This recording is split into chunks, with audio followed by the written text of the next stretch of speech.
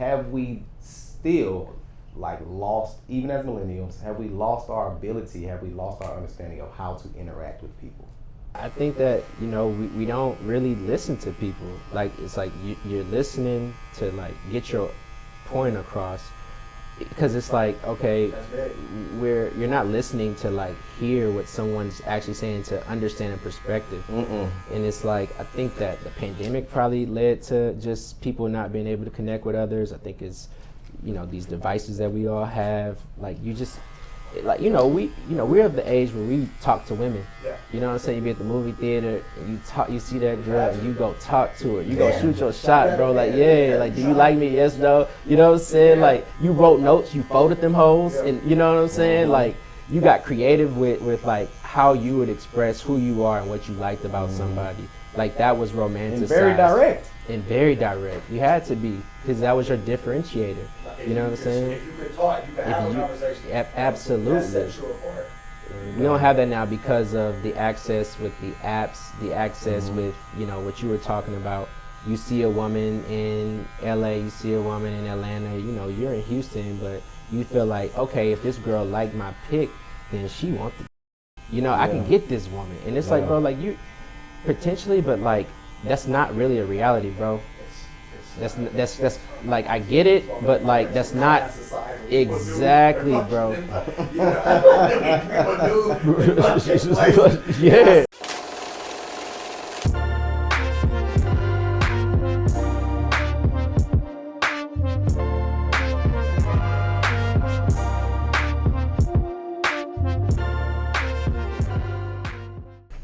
So you got every 4 years in September. Copy. So then, did you meet her in the pandemic, or how long had y'all been dating? Old, man, we together since college. That's what's up, man. Yeah. So, you know, she done been through it. You know, we was kids. We grew up together in a sense, you know, from college, adolescence. You want to keep your fade, or go back to your fade? Yes, please.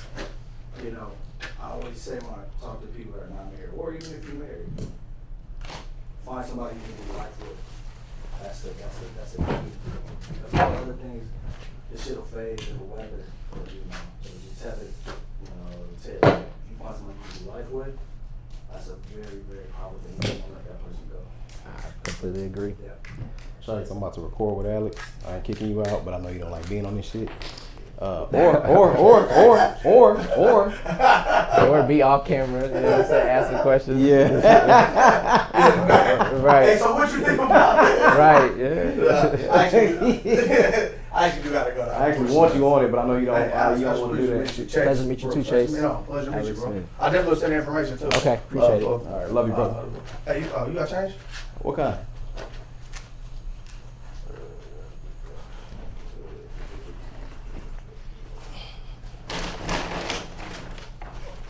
Yeah. I got it. Turn around. Got that on him? I already know that reaction. But yeah, if you know any, you know, good brothers who are looking and, you know. You know, it's always stuff out here because of the way this cycle is in Houston. Mic up, dog. And I'm mic'd up right now.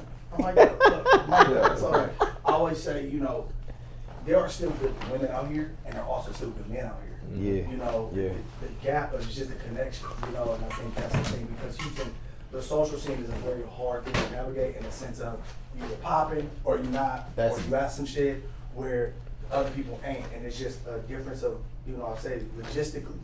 And so at the end of the day, it's still good, because I always say it's good women out here. I mean, there are. It is great women out here. Now if this is LA, not so much, but you know what I mean?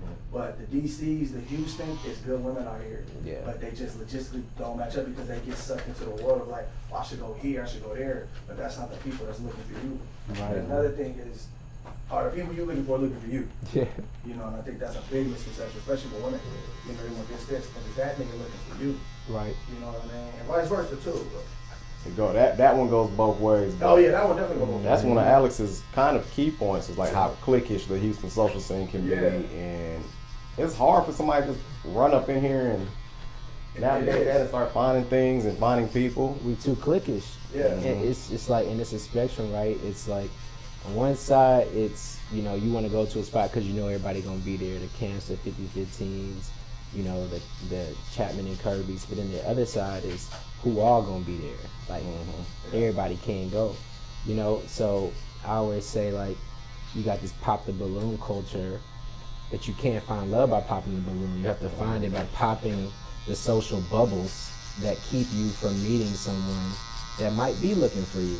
But because Houston is so cliquish, it's so siloed, it's really difficult to get outside of the little world that Houston creates for you. You know what I'm saying? Like It really is. Yeah. It's funny because Houston is not a real place. I always tell you all the time. It's a fake place. From a lot of different areas, and I mean, you know, loosely, of course. But it works your opinion of what a real city's like. Right. It really does. I've seen so many women come out here and really get tarnished, and they was great when they was good. When they were gonna be great, you know. Yeah. They come out here, they meet the wrong person, they get into, like you said, the popularity or the cycle of going where to be seen, and then next thing you know, you packing your bags and moving home because you done got ran through because of the idea that you had versus what you really truly wanted, but you got wrapped up in the idea of it. And that's not just the early adolescence thing, meaning the 20s. I mean, even in their 30s, you know, it happens to them too because it's a fake place. It warps your opinion of how things really It are. feels real because of Southern hospitality. Exactly. You still got down home folks, but the money moved longer and it stretches further than other cities in America. It's a little more abundant. Things hit us more slowly economically. And then, but all the trappings of luxury and you get all of that. that. And you get a lot of people that saying Houston's a new spot, so you get trapped into that, but not knowing you're not filling yourself up with anything else. I always tell these women, I say, you gotta understand, right? Time is still moving. You're still aging. You gotta you hold on to these tangible things of like, but no, it's not real. That's a falsity of how they shit it up. Facts. It's a couple thoughts. Like, when y'all were talking, it made me think of Players Club. It's like, you gotta make Houston. You can't make Houston make you. Exactly. Because Houston will put you in, you know, A the bubble. turnstile, in a bubble, and then that's gonna be the most fun bubble you ever been a part of. And it don't look as nasty as LA. You ain't gonna be on Skid Row. Right. But it can turn you out, chew you up. And chew You you know? up. Yeah. Yep. Why are And people like, I gotta leave Houston? So I'm like, how do we, this is the life. Right. Like, this is it. What you mean, man? Right. But they fall into those trappings of, you know what I mean? Not only cheap stuff, and it's another thing that happens to which right here. When they get popular too fast. Yeah. They get popular too fast and they think, oh, nah, this is me. No. You're just another one that's just coming through the cycle. And it's like you said, the trap is what it looks like. Absolutely. I call it the lights. The likes. That's what I call it. You know, it's the light syndrome. Come out here, they get a little bit of bread, take you out, you get trapped in that, and you're around that type of circle, so you go back, you find another person in that circle, but you're not building any tangible real relationship. You're just building the next spot, the next club, the next dinner. You're building a reputation, not a relationship. Exactly. So you go out, let's say you go out with me, I'll take you to one spot, right? And we just don't end up working out. That's cool, it just didn't work. Right. But you like, I'm familiar with that spot, I go there again, right? And you go, oh yeah, what she with Chase last time? But that don't stop you still bad. So what happened? Another nigga with a certain caliber come and holler at you. Now you go out to one of those spots that we all go, now they see you with this person. Damn, now she. So now you got, even though it might not be true, you might not be having sex or nothing. Right. Now it's what you're associated with. Perception is reality. Exactly. And that's how it happens out here. Especially in that little bubble. Especially you know, you It's the same people. It's the same people. Absolutely. And then the other thought was just time does move. Bless you. No, Bless you. And then the way that I saw it was like, as a kid, I remember just watching sports, and it's not, bless you, you feel older each day, right? It's like you start noticing that, like, okay, all these guys are older than me, these college guys. Like, I was watching Vince Young, right? Like, man, these niggas old. then it's like you start watching, and it's like, oh, they're my age. Yeah. Like, oh, they're younger than me. Oh, the pro guys are my age now. Mm-hmm. Like, oh, my age of pro guys are retiring now. Right. Like, that's how you really see it for real, because you don't feel 24 it. years old. Yeah. Right. What you think that Exactly. feels like for a man on the scene trying to, and I don't mean just night scene, but just on the dating scene, trying to find a real situation, real love, versus for a woman trying to find real love, a real situation where it's like, damn, I used to be young and popping, wait in line, waiting to get in. Then okay, now I'm knowing people, I'm in the spot, and then as you start aging out. I think Yep. I think it goes both ways with that working, right? Because now, if you do stick to those social norms places in Houston, you go there maybe with the intent of something serious, or let's say you started with that intent, right? Yeah. And you are, let's just say that 33, 34, that's the age we're gonna go with. Mm-hmm. So you go there with the intent of something, right? Mm-hmm. And then you go there, and now you start to see what the playing field looks like now. Mm. So now what it can do is also warp your opinion, like, oh shit, this is all I was gonna do. I'm gonna just, get something to this. Now I'ma you play. Now you playing. Right? Yeah. Time is ticking for you. And then you start to become that same thing that, the city is. Right. Right? Just meeting people, drinking, what's happening? Where you going? Right. Next thing you know, you just like the next person. So while you see that, just make it 50-15. That's exactly what it is. Facts. That's exactly what it is. I had that conversation earlier That's what today. 50-15 is.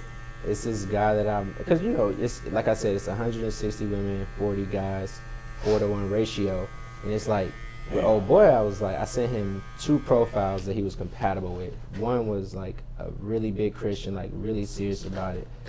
I think still on the B squad, respectfully. You know what I'm saying? The other one was like real cool, like, she may go to church, but like, it's gonna be Easter. You know what I'm saying? It's gonna be like a holiday, and it's like, she may catch it online, but she's not really about that She's life. a casual fan. Casual fan, and that's fine. Like, there are no wrong answers. There's no wrong or right way to do your life. Mm-hmm. But I asked him, like, you gotta tell me what you on. Like, what do you gotta make a decision for yourself first? It's not about choosing between these 2 women. It's about choosing what you want to do. It's your choice first. And he was like, damn, like, and it was his realization. It was like, damn, what I'm realizing is I don't really know exactly what I want. And that's what I want. Because both are attractive to him. Because one, I was like, he was like, because I do like to go to the club. I do like to grab a bottle. I do like the couch. And I was like, but listen.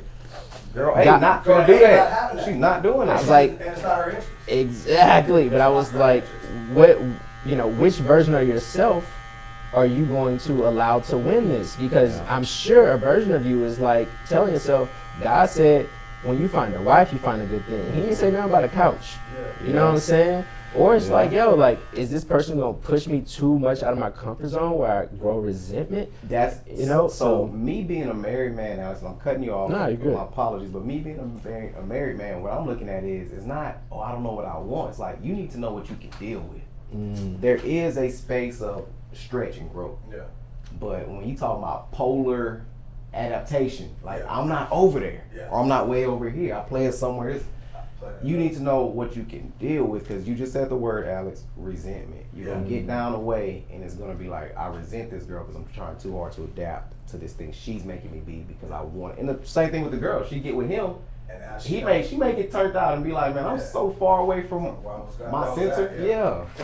But in the Bible it says, your wife should provoke you to good deeds. Yes. So it doesn't always have to feel good. Like, it's okay to be a little uncomfortable. Sure. You know what I'm saying? Especially if it's for the right reasons. He knows that he low-key, like, part of him wants to get off the club scene, off the apps. Yeah. But it's like, dang, like, he ain't know it could come this quickly.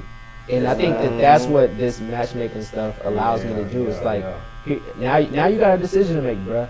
And like, I ask people, like, what are your intentions? What are your goals?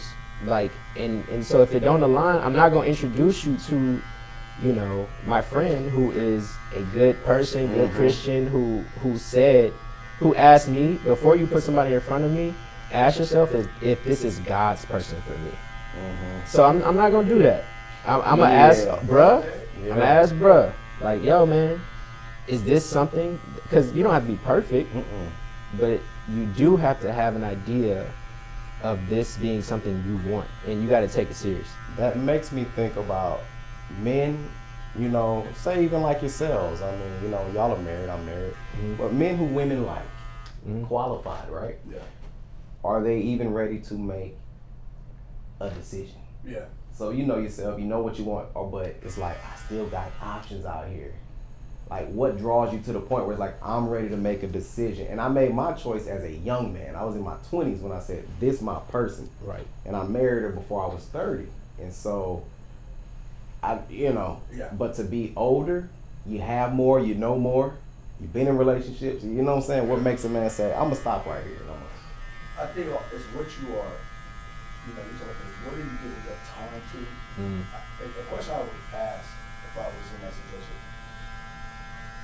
how much time do you on social media, right? Because that social media perception of women warps your fucking agenda. Like porn, yeah. Absolutely. Just like porn. Just like porn, right? You think you're supposed to go in there, rock it all out, and you know what I'm saying, and do all that. And men, in their mind, or let's say in their subconscious, they do want something, right? People find it right, they do want it, but if your time is 7 hours a day looking at this, that, and other, it's gonna become your reality. Absolutely. Detox. And that's the thing.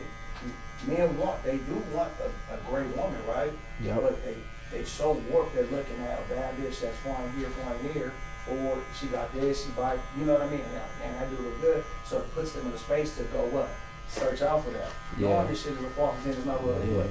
However, it is, and no matter what we say, no matter how old you get, it's warping all men's agendas or what they really want. No matter if you're 30, no matter if you're 25 or 55. Right. They're it's warping everybody's thing, right? And especially you get to a certain age, again, I don't know what age we're talking about, and you do have a little money, right? Or you do have a little social status or class. Now you can actually afford to kind of do those things and be, you know what I mean? Got the access. Let's say temporarily satisfied by that. You Absolutely. got the bread, right? And all you may not have time. Absolutely. So what you seed yourself into. Quick fixes.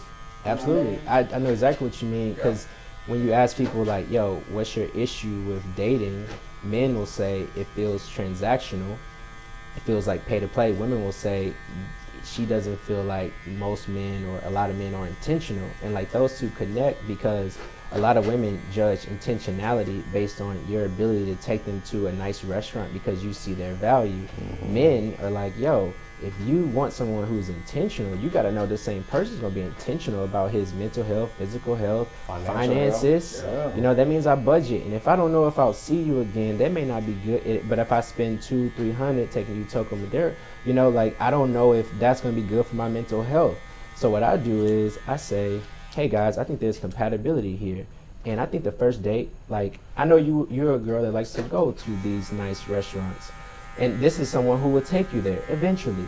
But you don't know if you even like this guy, you know? So like, how about y'all go play tennis at Memorial Sunday morning? You know, so it's like, it's a very kind of low stakes, you know, neither individual feels like, all right, I gave a lot of myself. You know, like no one feels vulnerable. Yeah, exactly. So you really get to show that vulnerability with each other if you choose to, and if not, then it's all good. And there's people leading women astray. There's men leading men astray and women leading women astray, basically saying, don't accept this level of date, don't accept this. Right. There's men saying, man, don't be taking women out, and they just want to do boom, boom, boom, boom, and they're both keeping you from the main thing.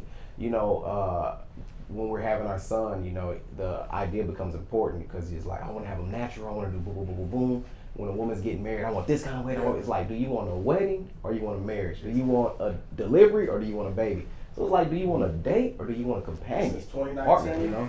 Women just want weddings. Want what? Want weddings. Just want weddings. They just want weddings. Okay, gotcha. It's like, you know, I mean, a partnership. You know, it might be there, but women just want. I think because everything is so visual and aesthetically driven, we lose sight of function and substance. So it's like, I don't know if I'm gonna like this guy. I don't know if I'm gonna like this girl, but the date need to look like this for me to feel like it. It's like, man, it's not about that. Or it makes sense on paper, which is not a way to even do things as well. So I say makes sense on paper, like, oh, because it does this, I can make it work. You know, Yeah, absolutely. You know, Absolutely. dating status is validation. Yeah, and it's convenient, right? You got this, I got that, know where we at.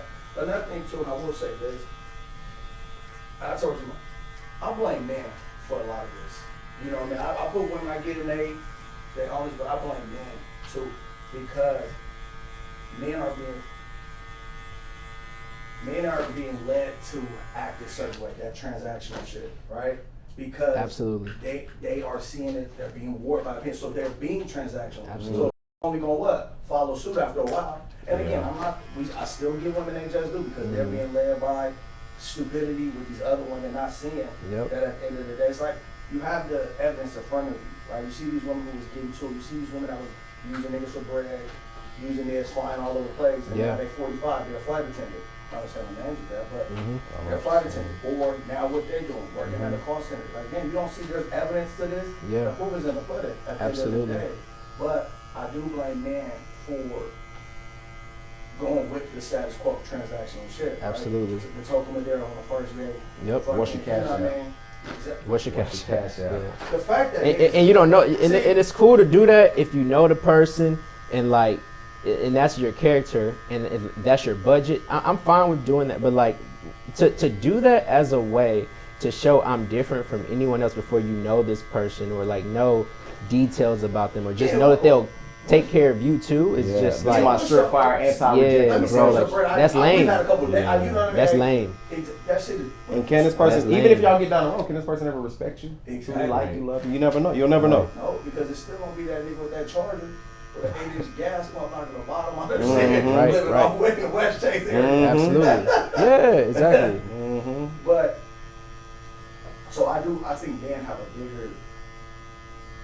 bigger stake in on this how this thing is going. Yep. It's also and now niggas are just getting money just to perpetuate exactly. the stereotype. Yeah. Niggas are whether it's working, scamming, hustling, whatever you're doing, just to do exactly what you said. Absolutely. What's your cash app? Let me see. Now I got this. What's that? And now you work to do what? Right. So. But are mentally checked out while doing that. Exactly. But so it's like oh, you hurting me. Why I don't you don't want to shoot with me in the gym. You don't believe in me. Okay, cool. And they're generalizing that to all women. All women. And then using that as motivation to go win in life. Yep. And then just to come back to hurt the same women. Yeah. You know what I'm saying? You know, exactly, like hurt people. So I'm just trying to step in as an adult, as a mature individual who actually likes women, loves black women, and just being like, yo, this temperature has gotten too hot. Like we talking to each other like this is a Tyler Perry production. Like we really gotta chill, cause it's getting to a point where, like, it's gotten really bad. People are treating each other like caricatures. Yes, bro. A woman, a man, and it's like, no, these are real humans, real people. Absolutely. You know? And I get it. We think we know each other. Yeah. Actually, we know each other. Like we have the same mothers, the same fathers. They're our sisters. We're their brothers. Same churches. Come on, man. So it's like it's like that. What is it like? Contempt from familiarity. You know, it's like it's familiarity breeds contempt. Exactly. And I think it's that. It's like, yo, let's just take a step back and then let's not always tell women who they are. Yeah. Black women, don't tell us who we are. Like respectfully, we know who we are. And we know what our issue is. You know what I'm saying? You don't know me better than I know myself. The homie was on this little date with this chick that, you know what I mean? She was cool. And they got to a little debate. Before it started off politically, right? I'm a boy, he's a lawyer, and he's an intellect, right? That's just his personality. So the chick, not to call her because she was really less, but she ain't no intellect. Let's just say that, right? Okay. So they got to debate about something small, nothing even major. And then, you know, sometimes that can transition to get a little personal. So she told she was like, you know what? You need to do some more healing. I can tell your shit hurt. Oh my God. This nigga snapped. It was zero. Because you don't even know him to say that. Right. Right? Right. You're just using what you hear on social media platforms just because you guys are having a conversation. Right. You know what I mean? But they don't even know. So people are using those things, those terms, and they're just saying it. Stop trying to describe people what they are. Diagnosing people. Diagnosing Yeah, people. yeah. There's so many narcissists. So many bipolar. So many people gaslighting. Right. Like it's these terms. Yeah. And I'm hold on. And again, man, he don't. But I'm just saying, it is people out here that do need to from certain situations. But that wasn't the way that it wasn't applied. Absolutely. So it was just funny how you just said diagnosing people. What the fuck are you talking about? Just remove yourself. Yeah. Just say this isn't the behavior that I want to be a part of. But you know, listen to 3 podcasts a fucking day. Now you done that's heard the problem. And there's Absolutely. an importance on determining what we see on social media and what we hear on podcasts versus what we understand of normal people who are not loud and out front. Yeah. That we could come across. So you got to know the difference between the two, right? And understand that there is a difference. Beyond that, have we still lost, even as millennials, have we lost our ability, have we lost our understanding of how to interact with people? I think 100%. I will say that because conversations, how often do you have real conversations? Right. They're either in passing conversations, Yep. they're obligatory, right? Or they're just the status quo of what's going on. We're not really having conversations to really get to know people, or just to create a bond. Right. And I think that's a big part. We're trying to figure out what can we do, what can I get from you, what's this, what's that. Yeah. We're figuring out the transaction before we even think about let's build a bond. We're trying to figure out the transaction. And then, I get that in the way of, let's make say business in a sense, right? But when you're doing it personally, that's a big problem. And a lot of times we're trying to figure out the angle before we figure out the person. Yeah. I think that, we don't really listen to people. Like, it's like you're listening to, get your point across. Because it's like, okay, you're not listening to, hear what someone's actually saying to understand a perspective. And it's like, I think that the pandemic probably led to just people not being able to connect with others. I think it's, these devices that we all have. We're of the age where we talk to women. Yeah. You know what I'm saying? You be at the movie theater and you see that girl and you go talk to her. You go shoot your shot, bro. Do you like me? Yes, no. You know what I'm saying? You wrote notes, you folded them hoes, and you know what I'm saying? You got creative with how you would express who you are and what you liked about somebody. That was romanticized. And very direct. And very direct. You had to be, because that was your differentiator. You know what I'm saying? If you could talk, you could have a conversation. Absolutely. That sets you apart. We don't have that now because of the access with the apps, the access with, what you were talking about. You see a woman in LA, you see a woman in Atlanta, you're in Houston, but you feel like, okay, if this girl liked my pic, then she wants to, I can get this woman. And it's like, bro, you potentially, but that's not really a reality, bro. That's I get it, but that's not exactly, bro. I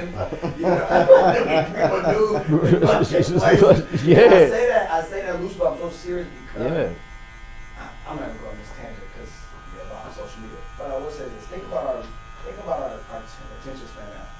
Our education is built off in 1 minute. We're learning in 1 quick minute. Yeah. There's a space that people, a friend of mine, trying to step into, where these new. I don't have any social media, Facebook, Instagram, nothing. So, a friend of mine stepped into the space where I don't know if you've seen it. They're creating these little 30-second or 90-second drama movies where it's remember how Trapped in the Closet was? Yeah. And now their space, they're doing $1 million industry right now, right? Interesting. But it's you got, I guess you see it online, right? And then you got, if you want to view it, you go to their little app and you got to pay. It's like $1, $2 to see the next skit. So they give you the first show. They give you a little piece. They give you the piece, and then to see it. But every episode, consider episodes called micro dramas. Okay. And it's pay per episode. Exactly. Wow. And then once you get the first review, it's like maybe $1, maybe $2, maybe $5. You know. And so now these are becoming a real thing. I'm gonna send it to you. Okay. I'm gonna send it to me.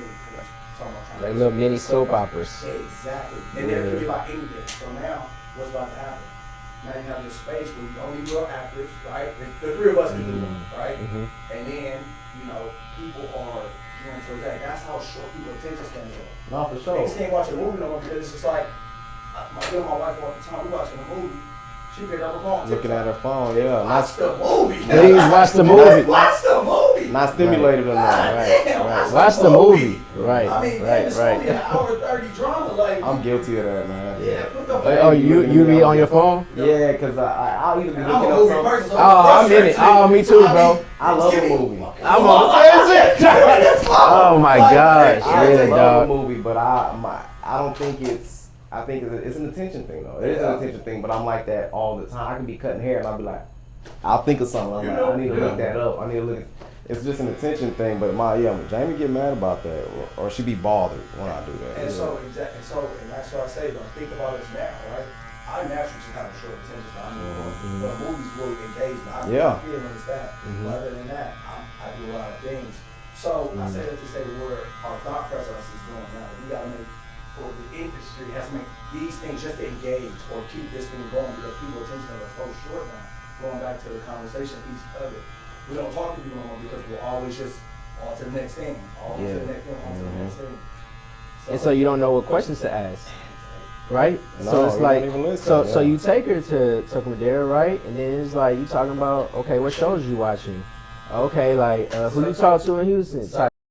You know, like like where you like to go? Let's go get a drink because now Right, I'm talking. right. I'm probably trying to. Absolutely, Like, I'm spinning around, yeah, absolutely. Oh, for sure, but And I'm gonna spend my $350, and then we still gotta go to one more spot to get some more. Because you can't keep drinking. It's open. Yeah. $22 a pop. Yep. You keeping it up. Transition Yeah, that. take the hole in the wall. Yeah, we gotta transition that. right, absolutely. So, you know.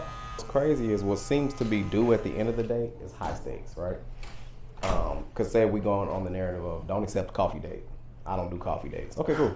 Right. So now we at a spot, a real spot, Right. tablecloths. Okay. What's for you is high stakes coming in as that person who doesn't accept the coffee date, and it needs to be at a certain level. We need to be playing at the level. Okay, cool. For the man, then it becomes high stakes on the back end, possibly, especially if that is if it's stretching at his budget, you know, but he's interested in this person. My thought is though, what are we accomplishing in the middle? What's being accomplished? Because that seems to be the lowest stakes. All right, brother. I'm sorry. Absolute pleasure talking. Same, bro. Yeah, Chase, it's a bro. pleasure, man. Yeah. See you, Chase. All right. But yeah, for the, you know, is there any intention? Where's the intentionality? Like, what are we looking to accomplish during this date at any setting? You know, Right. I think you have a better chance of doing that in a quiet, less involved, less, you know what I'm saying, kind of place. Right. I think the coffee date is perfect. You can start it early, and it can let you know, hey, keep your day free. That should be etiquette, honestly. Coffee date, keep your day free. We may do something else. Now we have spontaneity. Absolutely. That's what it's about, man. And it's like, you know, it's different dates for different folks. Sure. Like the people that I suggested go to play tennis, like they didn't really know how they felt about each other. You know what I'm saying? It's like they both had followed each other, but the timing didn't work out. And so it wasn't like she was curving him. It was just like, I don't know, like, you know, you could convince me, you could show me where we're compatible, and, you know, I'd be open to it. So then that's why I was like, okay, cool, boom, that's where y'all should go. But like, there's a day last night. Took her to a nice omakase restaurant because he likes omakase. Yeah. Like he likes nice sushi restaurants. So does she. Okay. So it was just like, yo, that's perfect. Like he didn't view that as like, man, She getting over. She getting over. It's just it's shared. Like everybody Bring wants you to to a piece of share my a life. lifestyle. Yeah, Exactly. And it's like, yo, you just want to share that with somebody, especially after I showed him like where they were compatible and where they were like, yo, here's where I think y'all should. Here's what I think y'all should talk about. Here are the things that like y'all don't align on, but it's not major. So like maybe just make sure that like, yo, you're okay with that. And it's just the first date, but like it could turn into something more. But that's on y'all. You know. So how deep are you coordinating the date, and like, are you having a hand in the date and the conversation? So you'll potentially set up the activities and give points on things to discuss. Yeah. So, but you know, some people are like, I got it from here. You know, the second you kind of give them somebody, especially if there's like a ton of attraction there and there's a ton of compatibility. But just, you know, I'll do things. So this is one thing I did. I sent a couple to Street to Kitchen, which is an amazing Thai restaurant, and it was on a Monday. So I knew that Neighbors, you know Neighbors. It's a bar right by it. They do the R&B game night? They do the R&B game night, Okay, yeah. and on Monday nights they have jazz night. Okay, so yeah, I was yeah. like, yo, book it for Monday night, and if the conversation and the energy and the vibe is good, then that's where y'all should head. Yeah. And it's loud in there, Yeah. so you'll likely wanna, you know, the weather's good, you'll likely just wanna step outside, have a nice little conversation, and just kick it. You know what I'm saying? Really get to know somebody. And then like, so I knew it was the day that they were going out, and I hadn't heard from them. You know what I'm saying? I always try to like keep my distance. You know what I'm saying? I'll just say like, hey, here's what I think would be a good play, but it's on you. You know what I'm saying? So I was just like itching to hear how it went. I'm, you know, I'm imagining you in the cut somewhere with an earpiece, dog. Like, because that's how invested I would be in knowing like how is this going, man. Oh my gosh, I was so invested. And then like hit me the next day. He's like, yeah, man, like it was, it just flowed. Like it was just dope, you know, ended up being, you know, 4.5 hour day. Come on. We planned the next date, you know, the same day. Took her home, dropped her off, and it was just like, I don't know, it was gratifying, man, because that was like one of the first ones I did, and I posted about it. But it's like the other ones have been going just as smooth. And it's like, I'm not trying to necessarily, and the cool thing is, to answer your question directly, it's going to be different, you know, different approaches based on like who needs the help.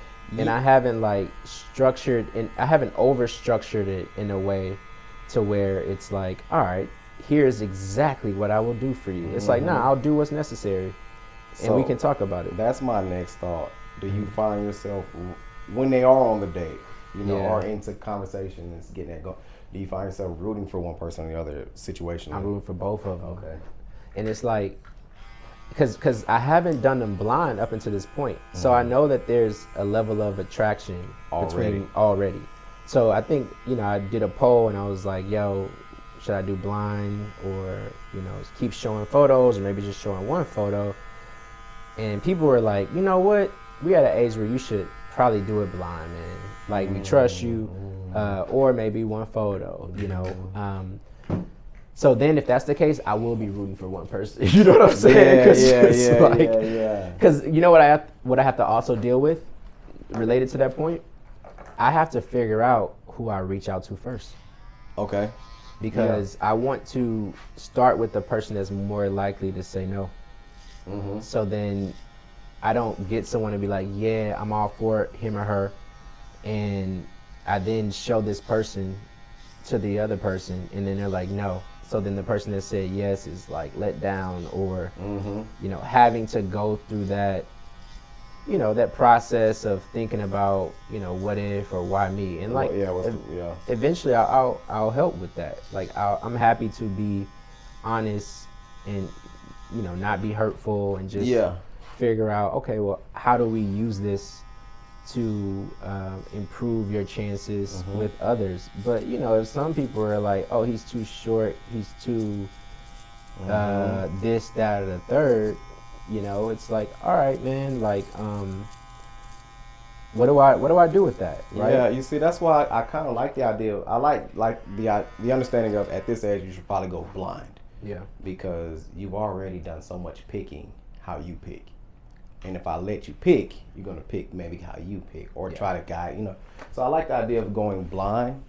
It is a little riskier, like you say, when we're talking about like rejection and things like that. I don't know. I would go blind. I would go blind because if I pull up and you treat me funny based off appearance, I see who you are. You see what I'm saying? Now, that don't make you a bad person. That makes you a disappointed person. Right. Less mature, maybe, you know? Right. So, but I get it. So I'm trying to like help people do a better job of adjusting their requirements like physically through my messaging. So it's not like, so I think of the business in like 3 areas. It's matching, but as I was matching people, I realized, okay, more women sign up than men, so then I had to kind of do messaging directly to black men to like let them know about what I'm doing. I'm serious about this. Like, this isn't, your business isn't going to be out there. This is going to be discreet. This is sophisticated. It's elevated. Like, you know, like introducing myself, also explaining the issue, or so I see it, and basically having someone being like, yo, man, this person's speaking facts. And this is exactly what I'm dealing with. Whether you're somebody who have a hard time finding women, or a person who, you know, has too many women, you know, not too many, but like has a lot of people that, you know, you have access to. And so I want to help with vetting there. You know, it's about finding the right person, because, you know, everybody, it's hard for people to truly trust what women tell you if you are this high caliber person. Say you make $300,000 in Houston, you're 6'5", you're fit, like you kind of feel like you're a commodity. You know, you feel like, oh shit, like I have people who are on my line, like I got the pick of the litter. And maybe even never even held accountable for what level of growth you achieve, or what level of actually man you are internally. Right. Because absolutely, what woman wants to upset you, you're a pick. You see what I'm saying? Right. And he's also thinking like, how can I trust what they say? Yeah. She's just telling me what I want to say. Yeah. That's true too. But as like I tell men, like, yo, she didn't tell you that she wanted to follow or that she subscribed to traditional gender roles. She told me that when I asked her to describe how might we find your person. You know, like it was her. That was innate, true to her. That had nothing to do with you. That's a good filter. That's a good check. You know? Control. It's a good control on the whole thing. Yeah. And of course, people can still try to, you know, manipulate the system. But I think I'm a great read. I have a great read on people. Like I've had to, because I'm a consultant and strategist. Like my job depends on it. You know, so the good news is it's been going well. That's good. You know, like, and it's just been very fulfilling work. I was looking at when you said 100 men, 40 women, 160 men, 40 women? Other way around. 160 women, 40 men. 4 to 1 ratio. 4-to-1 ratio, and more so in ratio, that comes off like 4-to-1 odds, because it's the picking and the, you know? Absolutely. And so from a woman's perspective, it's like 4-to-1 odds, like I'm a good woman, but it's the competition thing is now, it can feel like it's still there. I know you don't operate with that, like, well, she's a better woman than her. It's like, no, she's more suited for him. Right. He's more suited for her. But yeah, so I wonder, what do we do to get more men to join into this process? And are there that many more? How close can we get that to 1-to-1? Would you be happy at least with 2-to-1, 160 to 80? Would you? You know what I'm saying? Yeah. I mean, that's a great question. I don't are know. These all like college educated women, and you know? Most of them. Yeah. I mean, women are, you know, traditionally more educated than men. Yeah. In terms of degrees, you know. Which don't have to be a disqualifier either. But based on what they're saying they want to see. Absolutely. And it's just like, you know, we know that in 2011, that's the first year where black women across any demographic was, you know, leading in college enrollment. And then those same women, right, who led that enrollment are now 32 to 39. The same age group that is, you know, kind of doing the questionnaire. So I think you start to see those not consequences, just, you know. You see what that manifests as in family building and marriage. I understand. And you understand the issues and struggles they face. They probably feel like they can't find an equivalent. You know, that, and the equivalent is usually based on how much money you make, but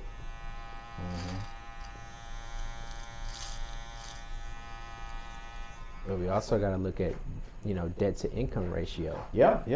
Because maybe somebody didn't go to college.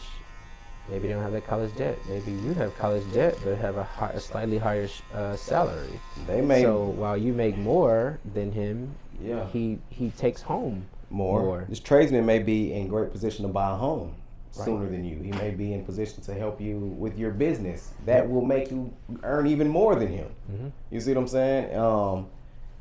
We got to look at where people can help each other rather than this don't look like, you're not a qualified applicant. Absolutely. What can we do together? Yeah. And am I geared to still respect you?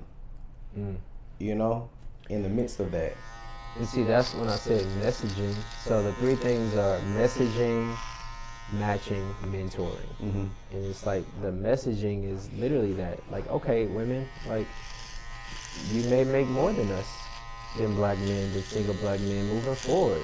Like these trends, if these trends remain, as they likely will, you're just the first of you're just the first generation to have to deal with it. Mm-hmm. You know what I'm saying? But that doesn't mean that this is going to change. So then, like, black men, if this is in fact what we're dealing with, like, maybe we should talk about like the correlation between how you view masculinity and money, like how much you bring.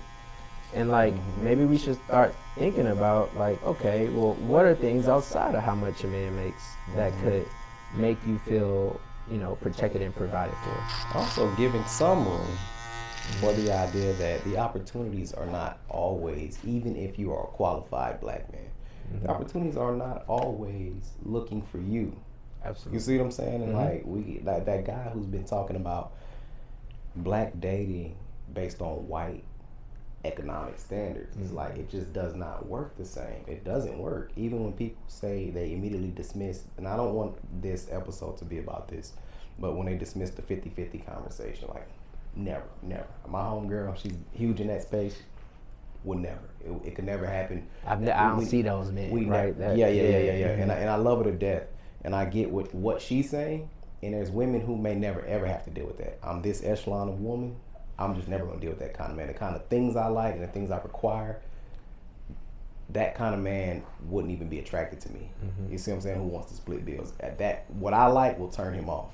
Right. Okay, got it. But at the same time, economically, when we just look at the numbers, we have to come together, dual income, to start bridging the gap. Because the other big thing is too, and this is where people are really looking at, like, when we talk about weddings versus marriages, we're building families.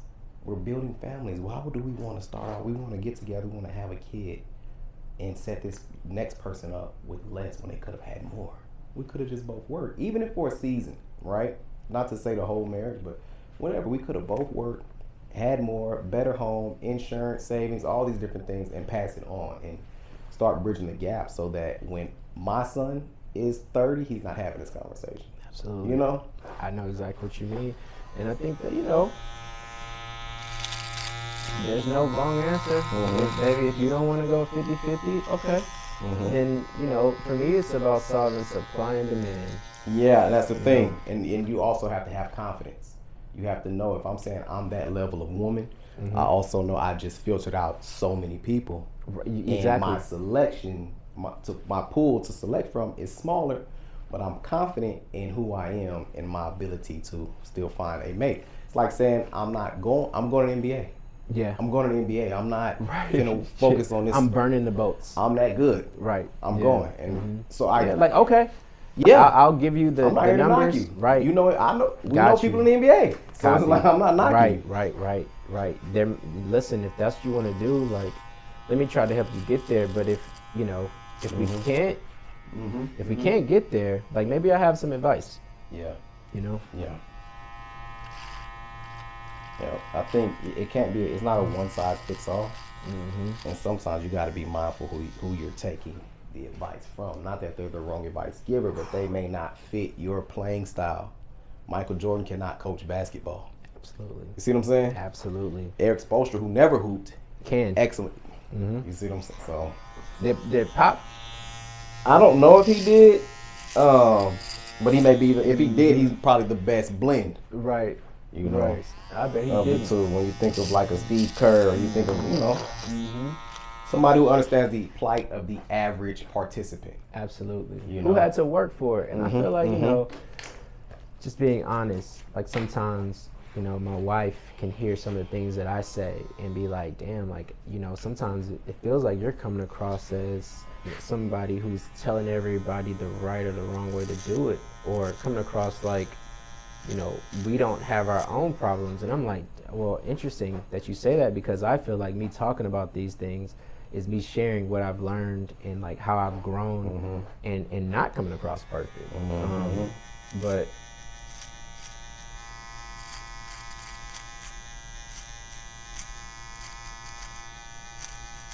as always, I appreciate the advice. You know what I'm saying? Like, because I'll say, like, I'm not perfect. I think that going back to our analogy, it's the fact that I'm not perfect that allows me to help. Yeah. If I'm coming from a space of we don't have issues, I have the perfect marriage, I couldn't advise anybody. I couldn't. I wouldn't know how relate. to help you navigate friction if I'm moving with no friction. So yeah, I think you're doing right there. It doesn't come off to me like you're telling people this is how you do it. This is how you, like this is an approach that, because what you're moving in is in theory. You have a success story, you have stories in the making, right? But you're moving off of theory. If we approach dating, namely in Houston, like this rather than this, can we come up with a better outcome? You know, over time. It's about community building. It's about like keep talking. Showing data to people and just being like, yo, I don't know. I mean, I'm not single, but let me try to help. Let me try to help solve the problem. I'm not on the apps, but y'all tell me about these apps, right? Like, I'm not meeting people. I'm not being ghosted, you know, but like, tell me about what that process is like. And you know what? I don't feel like you gotta be on none of that. Exactly. And I don't feel like you gotta be single, because what we know is that don't work. Those approaches, we know they don't work. We hear enough narratives like in real life. I ain't talking podcasts. I'm talking real life. It doesn't work. So now I know what it's like to be married, and I know what's important in marriage, because we're working towards marriages, right? So I know what's important. Just like my earlier point, knowing who you are and what you want is important. Knowing what you can deal with is important, because marriage is mostly in a divorce, you know? So knowing what you can deal with, and can you deal with change, because people are going to change too. Oh gosh. But we're giving advice based on, let me tell you what works in a marriage as I have experienced it. Right. Right. From therapy. Let me, like, yes. Oh my gosh. Like from learning your wife well, from understanding that, like, yo, you should marry somebody, and assuming that, like, yo, more change isn't gonna happen. Like, that's the first step. That was the first step for me. It was like, more change isn't gonna happen. I gotta love this woman if she doesn't change a bit. Your person was at her best. Yeah. Most exciting for you, and it's gonna sound bad when you proposed. Right. And some people don't even get that much. They just propose, that's what we ought to do. That was after that. You start seeing more of them. They start seeing more of you, and y'all have to figure out how to keep staying excited about each other, and more importantly, interested in each other. Absolutely. Over time, right? So. Absolutely. I remember this because it was our 1-year anniversary, and it was, you know, we were talking to a good friend of mine and his girlfriend, and they were, you know, in a serious relationship, and they're like, so what's some advice? And I was just like, man, you cannot expect them to continue to change in like the way that you expect it, or like, you know, like assume that they would change, right? Like, don't map that trajectory based on don't map that potential, trajectory, exactly. And then it was like, my advice would have turned into, but expect them to change, and that change would be could be in a trajectory, could be in a completely opposite trajectory, and it's on you as a husband to love them through it all. Yes. So like, and keep. Initially, I thought, yo, okay, this person is the same person. Like, they're not growing to this new, you know, version of like, okay, because this person is now my wife, they become this new person. Like, nah, bruh. No. That's the same person the same you woman. propose to. From the And you gotta love that person if they don't change a bit, but Mhm. also know that this person is going to change. So, what I also say, my dad told me this, but I think I was well into my relationship by the time he said it. When you take up with a woman, get a good look at her family, get a good look at her mama, see what you're getting into. And it's true enough. I ain't saying 100%. I'm not saying it's unavoidable, you know. But it's true enough, man. And I think people don't know how to, because you want what you want, you're emotionally tied to this thing, you don't know how to audit what you're looking at. And to say, okay, this could be problematic for me, or this could be, we're watching Love is Blind, and this girl was telling this guy about her parents, maybe her mom still have issues with drugs, stepdad OD'd on drugs, she takes care of her little siblings, and that's like big for her. It's like, for me, I'm writing in my notebook, a lot to carry. A lot to carry. There's more questions to be asked if I'm still interested, but a lot to carry, because I know as you get serious with her, the things she's carrying, you're going to have to carry. And these problems are going to become your problems. And she equipped to deal with it. She's been doing it for 30 years. You were not. And I also think she was manipulative. I know exactly who you're talking about. Okay, yeah. See, I didn't watch much episodes past that one. Take a look. And not to try to prove my assumption right, you noticed things in her character that were questionable? Mm-hmm.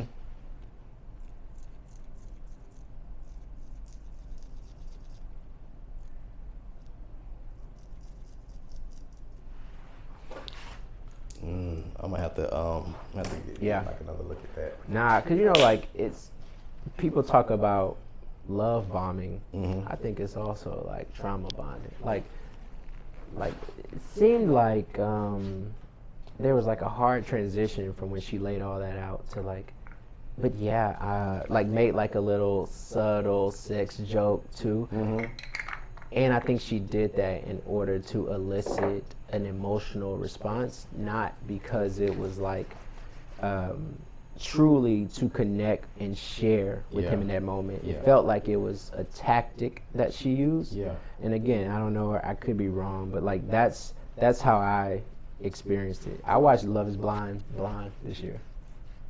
You didn't, yeah. You didn't look. You just listened. While they were in the pods before they saw each other. You didn't look. You only saw the reveals. I only saw the reveals. And then I went back and watched it, but this was like the worst season to do that because it's kind of mid. But. Oh, see, I was hearing that this season was like one of the better. Okay. No. You talking about Minneapolis or? Yeah.